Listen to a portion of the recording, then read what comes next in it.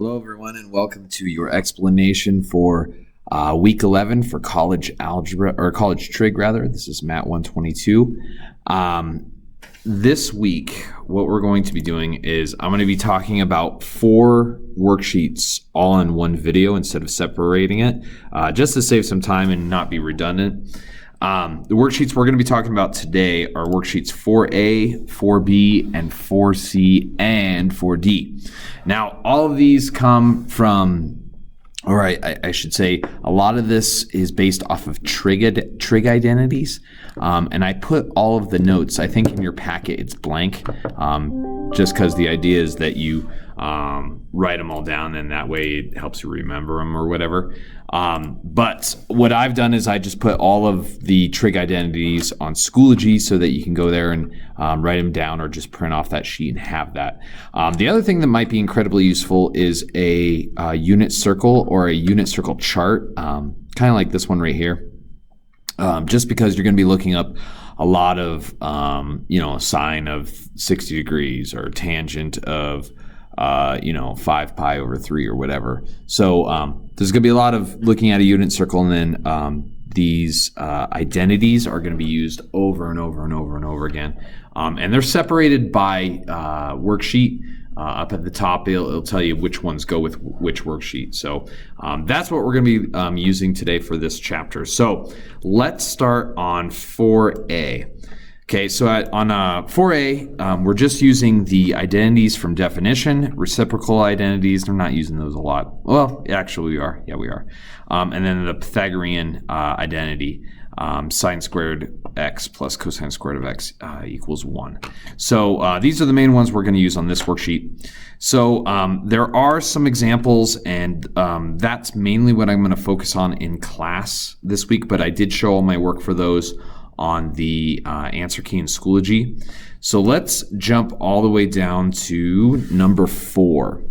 Okay, so number 4, and make sure you're not on example 4, you're on actual number 4, so I think it's on the back of the worksheet. So it says, write each expression in terms of sines or cosines and then simplify. So all we got to do is at the end of this, we need everything in terms of sines or cosines. Okay, so for this one, we have sine of x over cosecant of x plus cosine squared of x. Well, if you take that cosecant and replace it with 1 over sine of x, which is on your identity sheet, you'll get sine of x over 1 divided by 1 over sine of x. You do keep, change, flip, and you'll end up getting sine squared of x over 1. You just call it sine squared of x. And since we're adding that to cosine squared of x, sine squared of x plus cosine squared of x. If you look at your identities, that is the Pythagorean identity, and that all equals 1. So that's what we say. Okay, let's look at number 7. Number 7 says cosine of beta times tangent of beta plus 1 times sine of beta minus 1. So what we're going to do is, first of all, you have to replace that tangent of beta with sine of beta over cosine of beta. The cosines will cancel out because you're multiplying and dividing by both of them. And so all you're going to be left with in the first set of parentheses is just sine of beta. So we have sine of beta plus 1 times sine of beta minus 1. If we multiply all those, we end up getting sine of beta squared minus 1. Well, that is the Pythagorean theorem identity again. You have to manipulate it a little bit, but that's equal to negative cosine squared of beta. And that's what we get for number 7. Okay, number 9. So let's look at number 9. It says, use your identities to find the exact values of alpha for the 5 trig functions. So what you have to do here is you have to draw a picture. Well, you don't have to, but it's very, very helpful.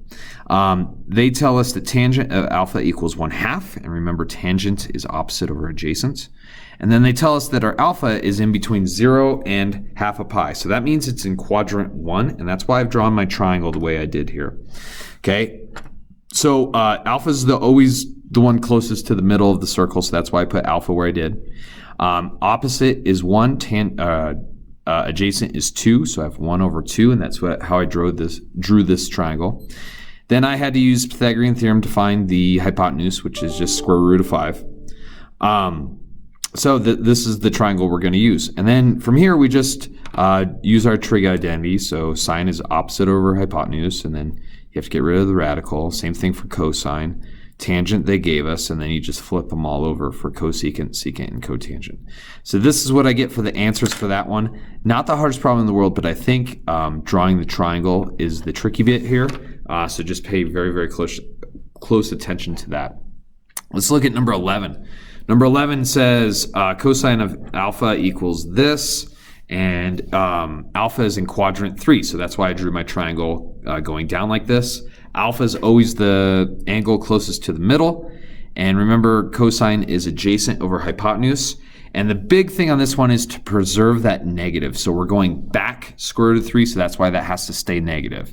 Hypotenuse is 5. Hypotenuses are never, ever negative, so that one's always going to be positive. Now the opposite of alpha, we use the Pythagorean theorem to solve for that, and we have to remember to keep it negative, so it's going to be negative 20 square root of 22. From that, you're able to use SOHCAHTOA and find all of the different answers, and here they are. So just check your work, make sure you're getting these same exact things, okay? Let's skip down to number 17. So for number 17, it just says simplify. Well, simplifying these, what we're looking at for these is on your identity sheet, what do they call these? On your identity sheet, these are called the odd and even functions. So if you look at, like, if you're doing sine of x and it's negative, the negative just pushes out to be in front of the sine of x. Even functions, it doesn't matter if it's negative, it just goes away. So if you have cosine of negative x, it just turns into regular cosine of x. So on these problems, we're just doing that. So the sine of negative beta, well, that becomes negative sine of beta. Cosine of negative beta, just you drop the negative and it just becomes cosine of beta. And then cosecant, well, cosecant doesn't have any negatives on it, so we just write it as 1 over sine of beta. So the sine of beta and 1 over sine of beta will cancel out, and so all you'd be left with is that negative sine and cosine of beta, and that's how I got cosine of beta on this one. All right, so let's look at worksheet 4B. Okay, on 4B, once again, there's a bunch of examples at the beginning, so look at those. Let's look at number 4. Okay, so number 4 says just find the product. So for this, we're just basically foiling this. So I do 3 sine of theta plus 2 times 3 sine of theta plus 2. You end up getting all this, combine your like terms, and this is what you get for a final answer. Not the hardest problem in the world. Okay, number 5, it says factor each trig function. So for this, if you don't want to get confused by like all the different sines and tangents and all that junk, what we do is we just replace, on this one I just replace sine of gamma, that weird looking y is called a gamma, it's a Latin letter. We replace that with u. So if you do that, you get 2u squared minus 5u minus 3. And then it's a lot easier to keep it straight and factor it.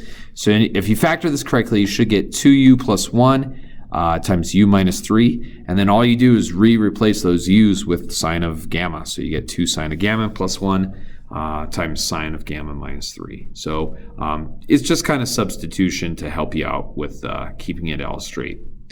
All right, let's look at number 11.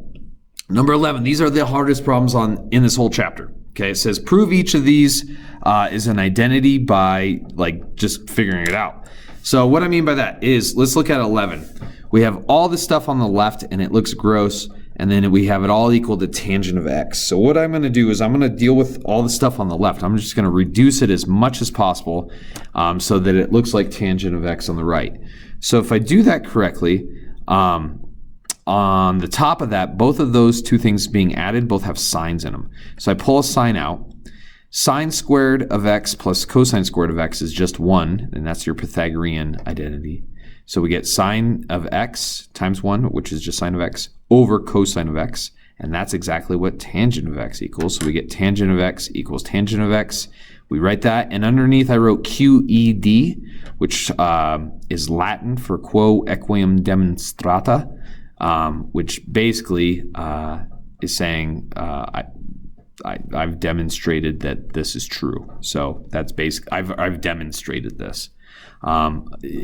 People say also QED could stand for quite easily done, but that's not really what it stands for. It's quo equum demonstrata. All right, let's look at number 12. So number 12, similar thing. I'm going to take the left side, I'm going to reduce as much as possible, and hopefully it looks like a 1 when we're done. So if we get sine of x divided by 1 over sine of x, that turns into sine squared of x.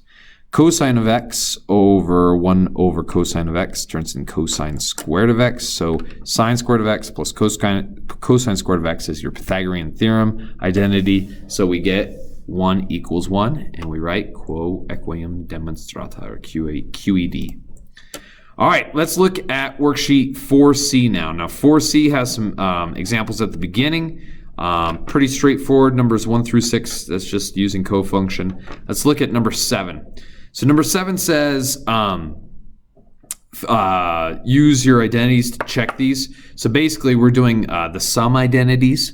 So for cosine of some number plus some number, I used red and blue for this. It turns into this. Now this is straight off the identity. I'm just plugging in the pi divided by 3 and pi divided by 4 into the right side of that equation, and you end up with this. And then from here, you just got to look up each of these values on a unit circle. So cosine of pi over 3 is a half. Cosine of pi over 4 is square root of 2 over 2. Sine of pi over 3 is square root of 3 over 2. And sine of pi over 4 is just square root of 2 over 2. Then from here, it's just reducing. So we get square root of 2 over 4 minus square root of 6 over 4. The bottoms are the same, so I just put them both together in a fraction, and this is what we get. For these, you'll get a lot of very similar looking answers because we end up doing a lot of the similar things on the unit circle. So let's look at number 8. So now these are not in radians, these are in degrees. It's the same stuff though. You plug in 60 and 45 into your formula and you end up getting square root of 2 over 4 plus square root of 6 over 4. Put those together in one fraction and that is your answer. So pretty simple to do those. Okay, let's look at number 14. Number 14 is, hey, check and make sure this is identity. So these are the hard ones, like I said.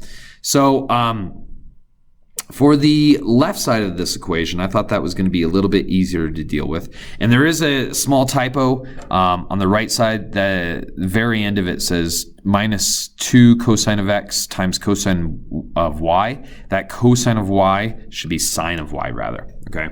So on the left, I did sine of x minus y in red, and that's what this all turned into. I did sine of y minus x in blue, and that's what this all turned into. There is a negative sign out front, so I have to distribute it, and that's what you end up getting here. And then if you look at this, we have 2 sine of x cosine of y's, and then we have minus 2 cosine of x sine of y's, and all of that is exactly what's on the right side. So we say this is done, so QED. All right, last one we're gonna do, this is worksheet 4E. 4E, we're looking at half angles and double angle identities. With these, I mean, they're not too hard. I did some demonstrations at the beginning of the worksheet. So let's jump all the way down to number 1. So number 1 says we have use a double angle identity. So we have 3 pi over 2. So we have to think of what number, or what fraction rather, can we double to get 3 pi over 2?